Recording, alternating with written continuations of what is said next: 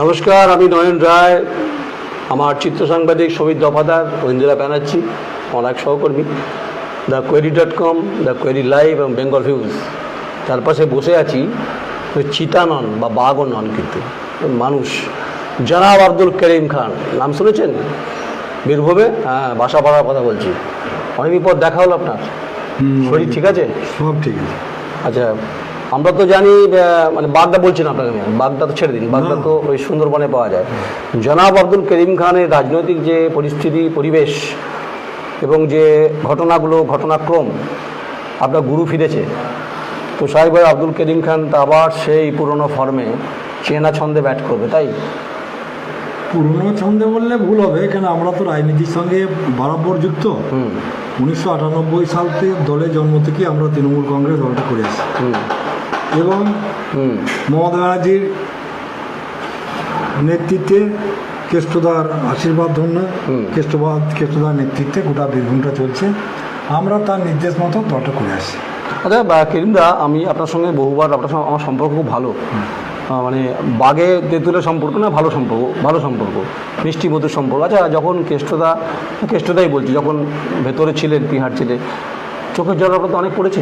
অবশ্যই, কেন ওই লোকটাকে আমরা ব্যক্তিগতভাবে ভালোবাসি। আচ্ছা, শুধু রাজনৈতিকগত ভালো নয়, আমাকে ব্যক্তিগতভাবে আমাকে ভালোবাসি, কারণ উনি আমাকে ছোটো ভাইয়ের মতো ভালোবাসেন। শুধু রাজনীতি নয়, রাজনীতি প্রেক্ষাপটে দেখলে হবে না, ওনার সঙ্গে আমাদের এমনি একটা সুমধুর সম্পর্ক আছে।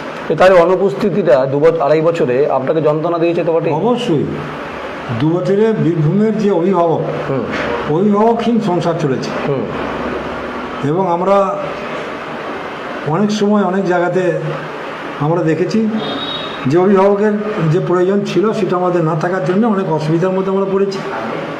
বর্তমানে তিনি ফিরে আসার পর তিনি আবার মূল ফর্মে ফিরছেন, সেইভাবে আমরা আবার তেনার সঙ্গে তেনার নির্দেশ মতো আমরা দলটা করছি, আগেও করেছি, এখনও করছি। একটু খুলে বলুন না, আপনি যে বলছেন যে এই 2.5 বছর খুব দুর্দশায় কেটেছে রাজনৈতিকভাবে, আপনি বলতে চাইছেন, যেটা আমি ব্যথাটা বুঝি আপনার, যে কোথাও না কোথাও জনাব আব্দুল করিম খান কণ্ঠাসা ছিল?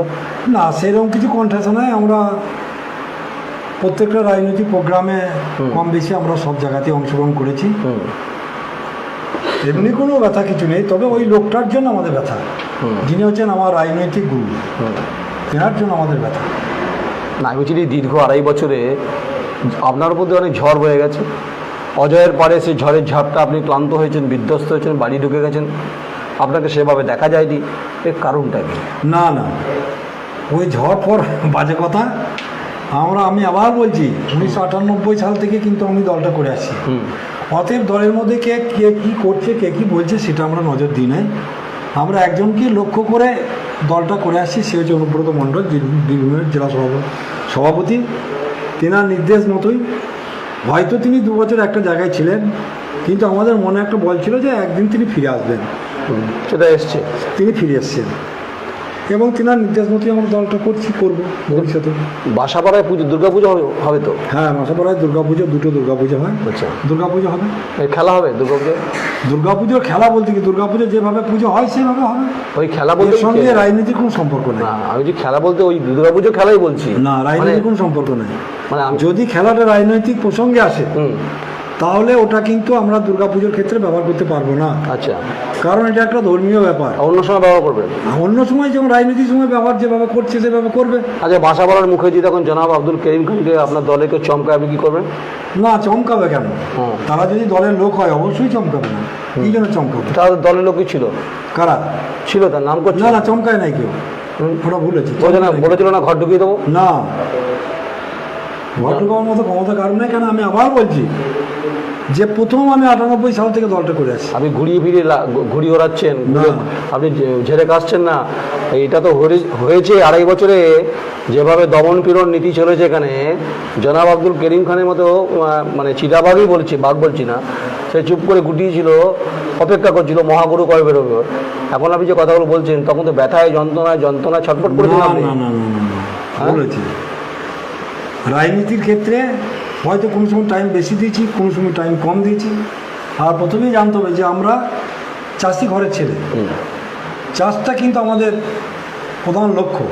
তার ফাঁকা আমরা দলটা করেছি, কারণ একটা রুজি রোজগারের ব্যাপার আছে। কোনো সময় টাইম বেশি দিতে পেরেছি, কোনো সময় টাইম কম দিচ্ছি। কিন্তু আপনার সঙ্গে অনেকে যারা ছিল, আমি তাদের বাড়িতে মাংস ভাত খেয়ে এসেছি, নাম করছি না কারো। তো এই বিরাট বাঁধটা তো আপনি তৈরি করেছেন, সেই সময় বন্যায় বিপর্যস্ত অবস্থা ছিল, সেই সময় খাসির মাংস খেয়েছিলাম, সে এখন আর আমাকেও চিনতে পারবে না, আপনাকেও চিনতে পারবে না, আমি নাম করছি না কারণ আপনি বুঝে গেছেন বুদ্ধিমান লোকের ইশারায় কাপি হয়, সমাজদার গেলে ইশারায় কাপি হতে হয়। তো এখন আর খাসির মাংস পাওয়া যাবে না, সেটা অন্য কোনো দাম বেড়ে গেছে। তো তারা কি এখন আছে আপনার সঙ্গে? না, অন্যদিকে অবশ্যই যারা দল করছে তারা দলের সঙ্গেই আছে, আর যারা দল করে না তারা দলের সঙ্গে নাই, অন্য ডালে ঝুলছে তারা নাকি? না, তা কেন বলবো, যারা দল করছে, আচ্ছা, যারা দলের অ্যাক্টিভ কর্মী তারা অবশ্যই দলের মধ্যে আছে। আচ্ছা বেশ, অনেকক্ষণ তো এই সমস্ত আপনাকে আক্রমণ করছি বটে। আমরা জনাব আব্দুল করিম খানকে নিয়ে অনেকের অনেক প্রশ্ন থাকতেই পারে, থাকাটা স্বাভাবিক। আপনি সমাজের কাজ করেন, বিভিন্ন উন্নয়নের কাজ করেন, বিভিন্ন খেলাধুলার মধ্যে থাকেন। আমার কথা হচ্ছে যে বিনাকেষ্ট পঞ্চায়েত লোকসভা পার করে দিয়েছেন, 26শে বিধানসভা নির্বাচন। আপনার কি মনে হয় যে এই বীরভূমের যে মাটি সংস্কৃতির মাটি, তারামায়ের মাটি, রবীন্দ্রনাথের মাটি, আগামী 2026-এর বিধানসভা নির্বাচনে জনাব আব্দুল করিম খান বিধায়ক হিসেবে পাবে মানুষ? দল অনেকে তো বলছে যে এর পরের বিধায়ক নানুরের জনাব আব্দুল করিম খান যদি টিকিট পায়। সব বাজে কথা। টিকিট কে দেবে না দেবে, কাকে দেবে না দেবে, সে দল সিদ্ধান্ত দেবে। তো কেষ্টদা, সে যেই দেবে দল সিদ্ধান্ত নেবে। কেষ্টদা আপনার মাথার উপর রয়েছে, সহায় রয়েছে, একটা তো ইচ্ছা থাকতেই পারে না? আপনি তো জনপ্রতিনিধি, থাকবে না? সে থাকতেই পারে। আপনি চাণক্যের মতো কথা বলছেন। আসলে প্রণববাবুর এলাকায় মানে রাজনীতি করেছেন তো, যদিও আমাদের ভারতবর্ষের বিখ্যাত মানুষ, দিয়ে প্রয়াত রাষ্ট্রপতি। আচ্ছা করিমদা, ব্যক্তিগত কোনো পুজোর সময় কোনো শখ ঠক হয় পুরনো বন্ধুদের নিয়ে আড্ডা ফাড্ডা গল্প? অবশ্যই। এবং আমরা ম্যাক্সিমাম পূজা প্যান্ডেল আমরা এখানে ঘুরি। আচ্ছা। এবং সবারই সঙ্গে আমাদের সৌহার্দ্য আছে, এবং আমরা প্রোগ্রাম করি পুজো থেকে করেন। এই পুরনো দিনের এই চা দেখি, কেন্দ্রে চা খাবেন না? 3-4 বার হয়ে গেল চা খেতে খেতেই কথা হোক। জানেন তো, এক কাপ চায়ের তুফানে কিন্তু অনেক কিছু উঠে যেতে পারে, অনেক কথা। আপনি অজয়ের পারে থাকেন, যেটা নিয়ে অভিযোগ উঠছে করিমদা, এটা আপনিও জানেন যে অবাধে অবৈধ বালি লুণ্ঠন এখানে হয়েছে, যার ফলে দীর্ঘদিন ধরে এখানকার মানুষের বিপর্যস্ত পরিস্থিতি, একটা অর্থনৈতিক অসমান্তরাল অর্থনীতি চলেছে, যা কেষ্টবিহীন না থাকা, মানে কেষ্টবিহীনের অবস্থা, মানে কেষ্টতা না থাকার কারণে এই অবাধে লুট চলছে। আপনি মানেন এটা? হয়েছে, না হওয়া হয় নাই, কিছু কিছু জায়গায় হয়েছে, কিন্তু সেটা ব্যাপক নয়। মানুষ কিছু কিছু জিনিস সদ্ব্যবহার করেছে সুযোগ পেয়ে। মানে অবাধে লুটতরাজের আপনারা বন্ধ করতে পারবেন, নাহলে নদী ক্ষতিগ্রস্ত হবে। অবশ্যই। কেষ্টদা আসার পর থেকে কোনো রকম অবৈধ কাজকে কেষ্টদা যেমন সমর্থন করে না, এবং আমরা যখন রাজনীতি করে আসছি আমরা সমর্থন করি না। কেবল আমরা ছোটো থেকে এখানে রাজনীতিটা করেছি, আমরা দেখেছি, আমরা কোনো রকম অন্যায় করি না এবং অন্যায়কে বরদাস্ত করি না। আচ্ছা, নদীটা কার? নদীটা অজয় নদী, সরকার। অজয় নদ তো? আচ্ছা, river is the natural property আর river is the national property. এটা কারো বাপ ঠাকুরদার সম্পত্তি না। কাটছে কেন তারা? অনেক অবৈধভাবে কেটে নিয়ে চলে যাচ্ছে, নদী ক্ষতিগ্রস্ত হচ্ছে, জনজীবন ক্ষতিগ্রস্ত হচ্ছে অবৈধভাবে। আপনি তো নেতা, আপনার দায়িত্ব ওখানে ঢুকে দেওয়ার ব্যাপার। শুধু এটা নেতাদের নয়, এটা প্রশাসনিক ব্যাপার। আচ্ছা, তাহলে প্রশাসনিক গাফিলতি আছে বলছেন? এটা ডিয়ালানোর ব্যাপার আছে, এবং কে কিভাবে কাটছে না কাটছে, রাতের অন্ধকারে কে কেটে নিয়ে যাচ্ছে, সেটা তো সবসময় হয়তো লক্ষ্য করা সম্ভব হচ্ছে না। এটাকে ধরবেন, কঠিনভাবে ধরবেন তো? যাক, বালি থেকে বেরিয়ে আসি একটুখানি। শুধু বালি আর কালি নিয়ে গল্প করলে হবে না। আছেন কেমন? শরীর ঠিক আছে? শরীর ঠিক আছে, আগের মতো তন্দুরুস্ত? হ্যাঁ, একবারে। সকাল বিকাল বেরোচ্ছেন কর্মীদের সঙ্গে? আমি তো ঘরে ঘরে যাওয়া মানুষ, সকালবেলা চা বাদাম চলছে? একবারে। হ্যাঁ, বাদাম বেশ। কাঁচা বাদাম না পাই? কাঁচা বাদাম যা পাওয়া যায়। গ্রামের ছেলে সকালবেলায় চা আর মুড়ি খেয়ে উঠি। আচ্ছা, বেরি ঘর থেকে। কে তো গান ফান শোনেন? গান শুনি। কার গান শোনেন? আমি বিভিন্ন শিল্পীর গান শুনি, পরিচিত শিল্পী। দেখুন, আপনার সঙ্গে আমি খোলামেলা কথা বলতে এসেছি। আপনি আমার বন্ধু লোক, মানে সাংবাদিকদের সঙ্গে নেতাদের তো রাজনৈতিক সম্পর্কে একটা বন্ধুত্ব থাকে। মানে কোন গানটা আপনাকে? আমাকে সব গানই ভালো লাগে। মানে যৌবন বয়সে কোনো গান গেয়েছেন? বৌদি আকৃষ্ট হয়েছে এরকম কোনো গুনগুন করে গেয়েছেন কোনোদিন? গান আমি গাইতে পারি না। আচ্ছা, গান গাওয়ার নাকি? না, গান শুনি। আচ্ছা, কার গান ভালো লাগে সবচেয়ে? আমার সবারই গান ভালো লাগে। তাও একটা নাম করা শিল্পী? না, ও সবারই গান আমার। আচ্ছা, বইপত্র পড়েন? উপন্যাস পড়েন? শারদীয়ার সময় কোনো বই পড়েন? কোনোদিন গুলি খেলেছেন? কোনোদিন গুলি, না। ড্যাঙ্গুলি, হ্যাঁ, খোখো? এ ছোট তো, এখন বলতে পারবো না, খেলেছেন তো? হ্যাঁ, অবশ্যই। মানে গুলিতে এক টিকে মেরে দিতে পারবেন? হ্যাঁ। হ্যাঁ, আচ্ছা। এখন এখন পারবেন? না না, এখন আর সম্ভব নয়। এলাকার সামগ্রিক উন্নয়নের ক্ষেত্রে আমি একটু উন্নয়নের প্রশ্নে আসি। জনাব আব্দুল করিম খানের অনেক স্পর্শতা, অনুভূতির ছোঁয়া বিভিন্ন সময় মানুষকে আকৃষ্ট করেছে, সেটা আপনিও জানেন, সেটা আমিও জানি। আপনার অতি বড় নিন্দুকেরাও আপনার সমালোচনা করবে, আর আপনার হয়ে কথা বলছি বলে আমার নিন্দুকেরা আমার সমালোচনা করবে, তাতে আই ডোন্ট বাদার। এলাকার সামগ্রিক উন্নয়নের ক্ষেত্রে যে ভূমিকা আপনি পালন করেছেন, যেহেতু কেষ্টতা ফিরে এসেছে আর দায়িত্ব বেড়েছে, অতৃপ্তির কাজকর্মগুলো তৃপ্তিতে ফেরাতে হবে। কোন কোন কাজগুলো বাকি রয়েছে? বাকি বলতে ধরেন রাস্তাঘাটের, আমরা 10 বছর আমি পূর্ত কর্মদক্ষ ছিলাম জেলায়, 10 বছর যেভাবে উন্নয়নগুলো করে গেছি, হয়তো সেই রাস্তাগুলো একটু খারাপ হয়েছে, সেগুলো পরবর্তী ক্ষেত্রে রিপেয়ারিং করা হবে।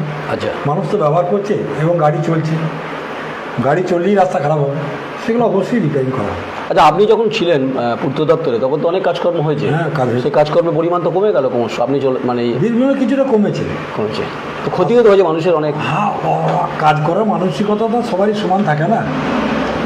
আমরা যার মাধ্যমে কাজ করতাম, যার নির্দেশে কাজ করতাম, তিনি সবসময় কাজের মধ্যে থাকতেন, কাজকে ভালোবাসতেন। যে মানুষ কোনো জায়গাতে বিপাকে পড়ুক, রাস্তাঘাট নিয়ে কোনো সমস্যা হোক, এরা কিন্তু তিনি কোনো মতেই চাইতেন না। যার ফলে রাস্তাঘাটগুলো আমাদের বীরভূমের খুব উন্নত মানের এবং খুব ভালো রাস্তা। অন্যান্য জেলার থেকে বীরভূমের রাস্তাঘাট সব থেকে ভালো। বেশ। আচ্ছা, ইউ লাভ টু বাসা ভাড়া, ইউ লাভ টু বাসা ভাড়া কেষ্টমণ্ডল, একবারে ইউ লাভ ভালোবাসেন তবে? কেষ্টকে অবশ্যই ভালোবাসে। না, আমি বলছি ইউ লাভ ভালোবাসা, এই বাসা ভাড়া, ইউ লাভ টু কেষ্টমণ্ডল। একবারে। হ্যাঁ, তাই না? হাসিতেই চমক, এটা নিয়ে কোনো সন্দেহ নেই।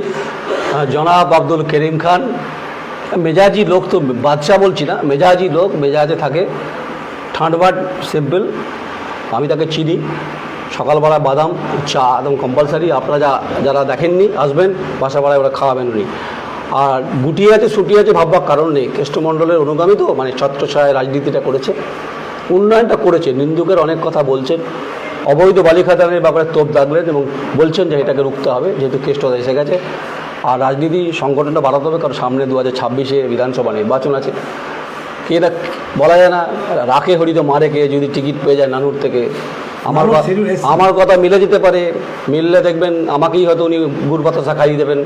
সঙ্গে থাকুন, দেখতে থাকুন। আপনাকে অনেক অভিনন্দন। পুজোর আগে ভালো থাকবেন, এরকম তন্দুরুস্ত থাকবেন, যেন মানুষের কথা বলতে পারেন। আমি নয়ন রায়, আমার সহকর্মী সবিত দফাদার, thequery.com, আমার সহকর্মী Oindrila Banerjee, the query live, Bengal ভিউজে আমার সহকর্মী। আপনারা সবাই ভালো থাকবেন, শারদীয়ার শুভেচ্ছা নেবেন, বাসাপাড়া থেকে বলছি। আর আপনি পুজোয় ভালো করে দিন, ভালো করে কাটাবেন, আমাদের শুভেচ্ছা রইল। নমস্কার।